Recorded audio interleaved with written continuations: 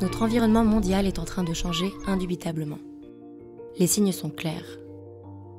Nous nous attendons à voir le niveau des mers et les températures augmenter, des phénomènes météorologiques plus extrêmes tels que des pluies diluviennes, des vagues de chaleur et des inondations. Cela aura un impact sur des problématiques essentielles liées à l'accès à la nourriture et à l'eau, et à terme sur la santé des gens. Nous sommes également susceptibles de voir apparaître et évoluer des maladies encore inconnues et de rencontrer des personnes malades à cause de la pollution. Des gens commenceront à quitter leur foyer et certains endroits deviendront inhabitables au fil du temps. Toutes les projections existantes indiquent des changements conséquents à venir et nous ne pouvons qu'anticiper les besoins humanitaires qui en découleront. Pour y répondre, nous devons adapter notre manière de travailler. Nous savons d'expérience que les personnes les plus vulnérables seront les plus affectées, les rendant d'autant plus vulnérables. Nous le savons parce que nous les voyons déjà dans les salles d'attente de nos structures. Nous nous efforçons actuellement de penser à la meilleure manière de répondre à cela et d'être prêts pour l'avenir. Nous avons choisi de le faire à travers le prisme de la santé planétaire.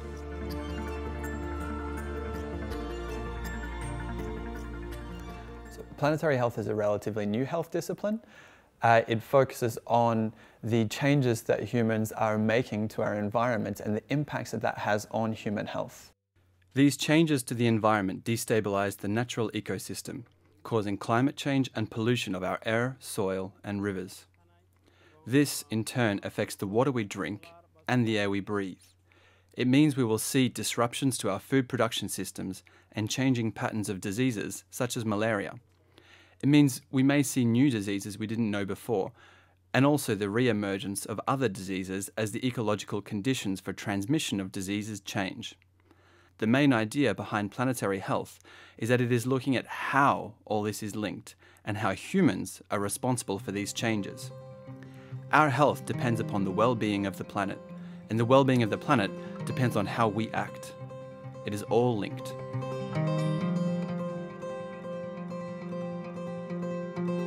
We are a medical humanitarian organization, so it touches us in two fronts. It touches us as medics, because as medics we are concerned about the health of our patients, their communities and the populations we are trying to serve.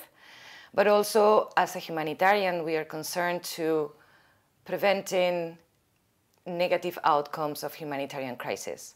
And we do know that the environment has an impact on health and has an impact to worsen already existing humanitarian crisis. So it's part of who we are in a way.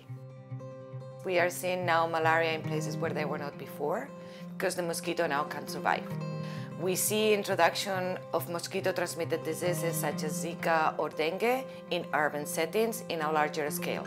If the water changes temperature, the Vibrio cholera can survive easier. So there is a direct link between environment and environmental conditions and mainly the vector-transmitted diseases.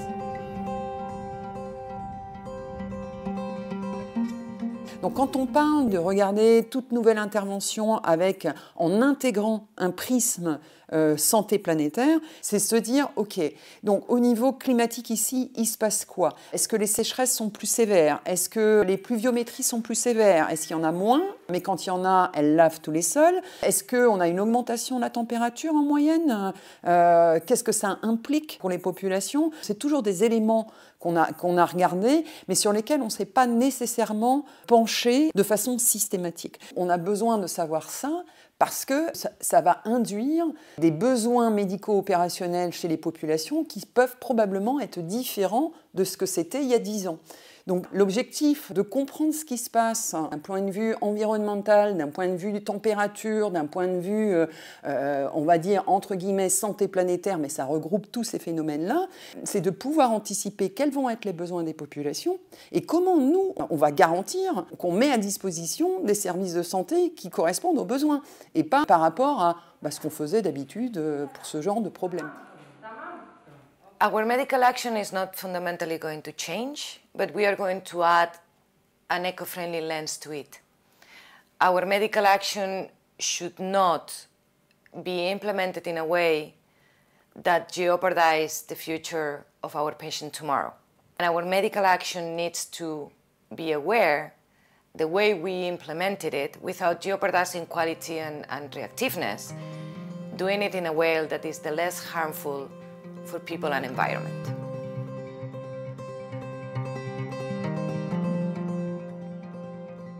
We can cure people, but we also have to avoid making people sick. So we have a double responsibility as a medical organization of restoring physical health, but maintaining environmental health to avoid people getting sick tomorrow. As running hospitals, as running large medical programs, we are reviewing our way of working in those programs to be able to provide the same level of care and with the same speed and impact, but trying to make it in a way that does not contribute to the climate emergency.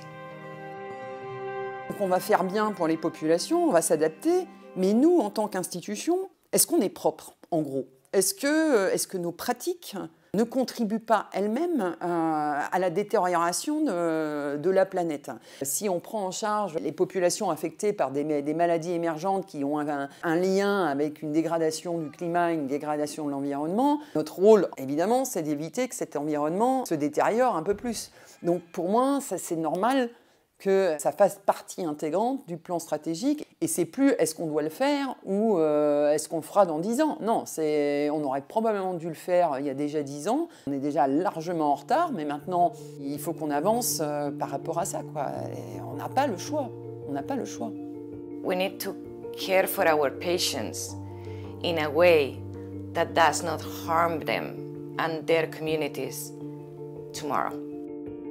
And for doing that, we need to take our own responsibility to be the most environmental friendly medical organization we can be.